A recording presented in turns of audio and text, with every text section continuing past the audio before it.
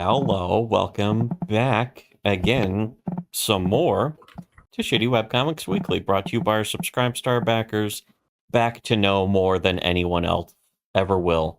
Again, we called Ricada years before everyone else could. Just by listening to this video, your IQ has gone up already. Yes, already. That fast. Fucking. I'm sensing an M. His name was Bo Zipper. Mr. Bo Zipper. Bo Zipper. But they died 20. He died very recently. He died. Family.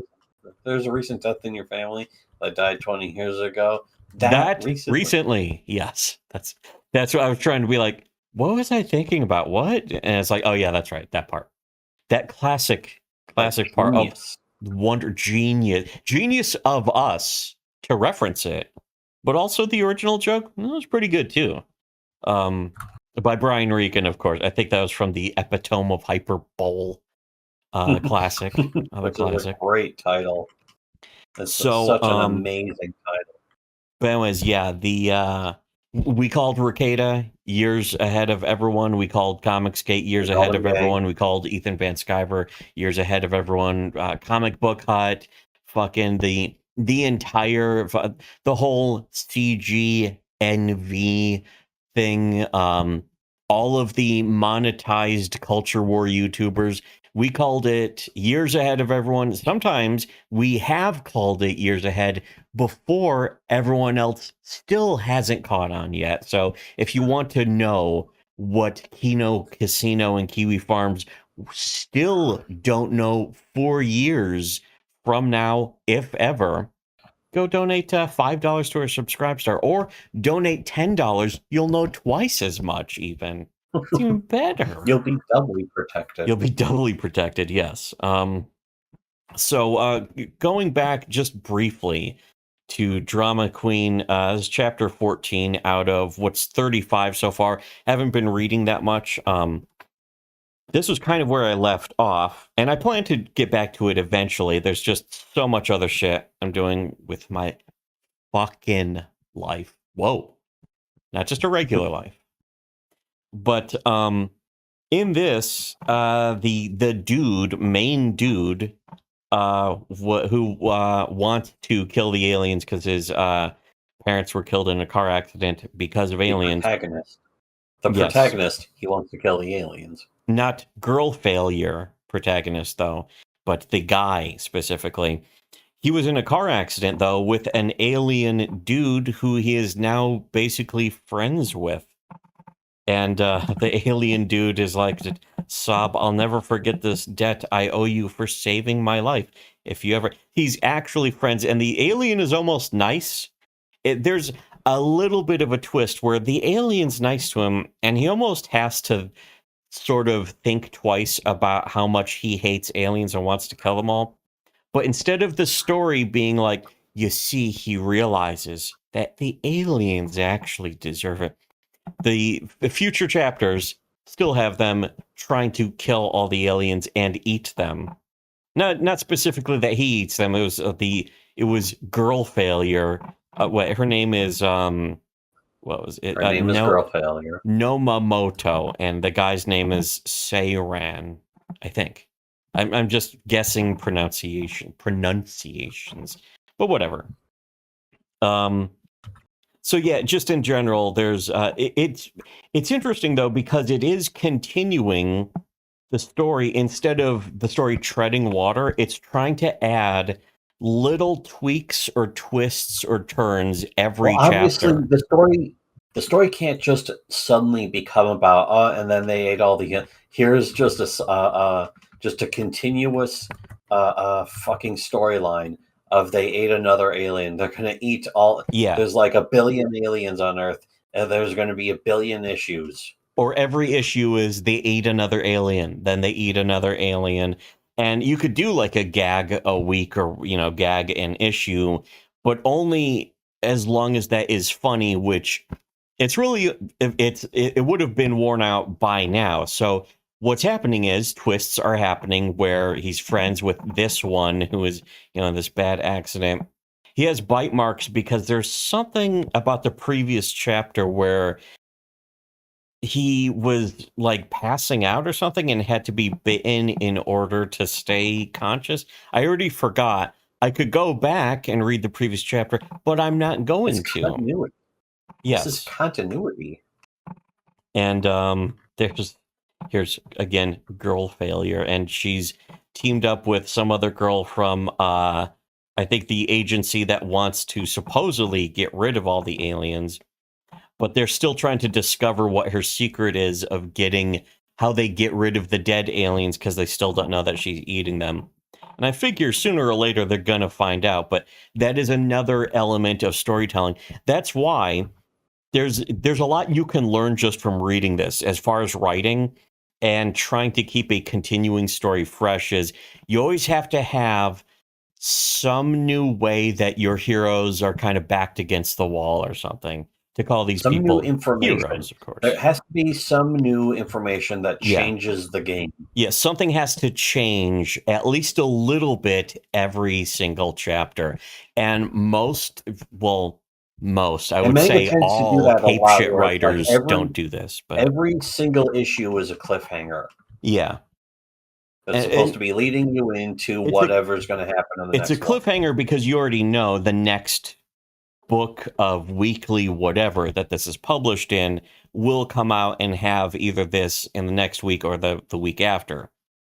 But that's the thing, is that also these are relatively short pages. These are 25, which is about the size of a floppy, but they're black and white and it's simple art because that's all you need to tell a story. Because manga focuses on telling stories. This is something that we had said back on the original old channel that got banned way before. You notice now everyone else is saying this about like why. First of all, everyone else now after us has started saying that manga outsells American comics, even though it was true before we said it. But they're also the best now one is saying the EVS. why, which is something that nobody ever tried to explain until after we did. And again, the video proof of that is still on the BitChute mirror. That is, it's BitChute though, so it's kind of clunky. Who the fuck knows if all those videos work, because a lot of them don't. Yeah. If you want to see them, Unfortunately. you're going to have to report them to BitChute as videos that are not functional and need to be like restored.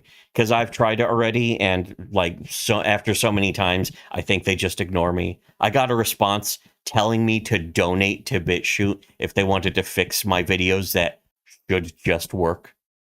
Todd Howard wouldn't have this problem. It just Todd works. Todd Howard is rolling in his grave. Yes. But anyways, God did Howard. Yes. Also, the best Yes. part about that shit was EVS, who was saying originally, he's like, "Fuck mega, I don't want to make mega shit. It's for pedophiles." No, yeah, he's again going on Schizo like Van that forever.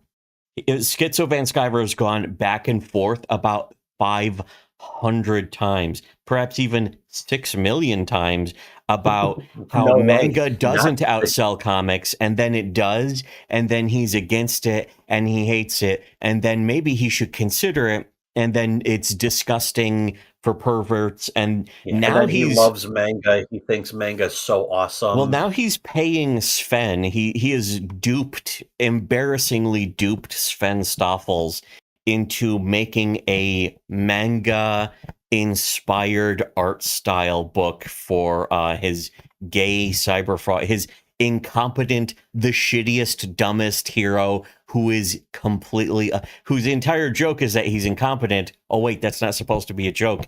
Ethan did that on accident and didn't know that he was doing that. Every single issue of Cyberfrog since Comicsgate started is about how Cyberfrog is incapable of doing anything to stop the bad guys.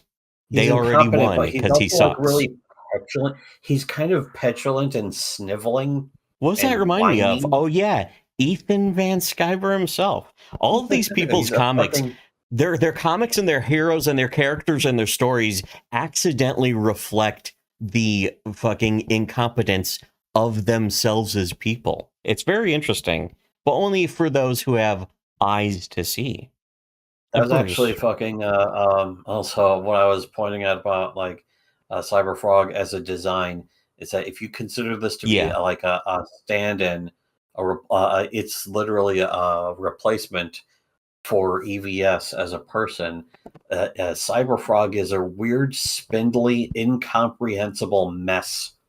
Yeah, ugly, visually ugly, design Visual wise. noise, Yeah, visual noise. Well, also, just like the too frog busy. design is sort of ugly and again eyeless, so that indicates the eyes for Cyberfrog as a character indicates that he has no soul because he's not really expressive and he doesn't really have again that like that's one thing that manga, as we've been saying for the better part of a decade, or actually no, a decade, just a full-on decade or more now, is that manga is successful because it has narrowed down the bare essentials to facial expressions, and it's something that Ethan and everyone associated with Comicsgate. And remember, when we say Comicsgate, that's including all of the other people who consider themselves ever part of Comicsgate who now hate Ethan. They used to be on Ethan's side, now they hate Ethan. I consider all of them to be Comicsgate, whether they think they are or not, because all of them are the exact same, provably and demonstrably. Um, but all of them, all of their art styles are that soulless, expressiveless, bland, blank, stone-faced idiocy that shows the creators themselves having no soul. Ironically, it was like our review, again, the first ever review of Drawbreaker's Lost Souls, when we said it was a comic that had no soul of its own, which was also not only true, but now years later everyone else is starting to parrot that exact thing that we Well, said. one thing that I've especially realized is not only does Jawbreakers have no soul, but people who defend it on the internet also have no soul. And you know what? They should have listened to Shitty Webcomics.